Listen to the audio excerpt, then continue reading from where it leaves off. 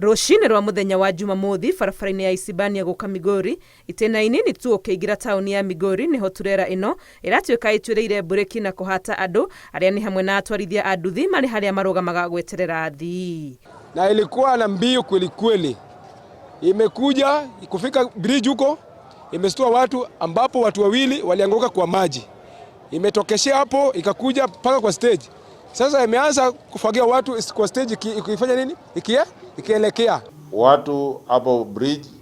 Tunaeleza kwamba iligonga mama moja na kijana moja, ndiye kapita ikiwe na hood, na kufika hapo mbele ya stage ya Guardian ama hapo Easy Coach ndio iliweza kugonga trailer ambayo ilikuwa na mchanga na hiyo ikaanguka.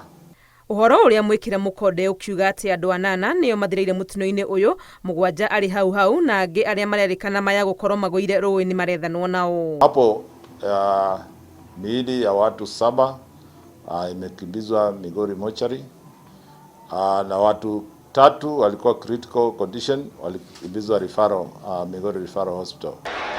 Gatagati ga thigithigi ya kuhonokia aria mahutitio ni mutino uyu, andu amwe makigia na mweke wa gwithana na mucere uria ugukuitwo ni turera ino. So ikawa officers wetu wana rescue wale majeruhi, na huku watu wanang'ana kuiba mchele, of which haikuwa tabia mzuri kwa wananchi.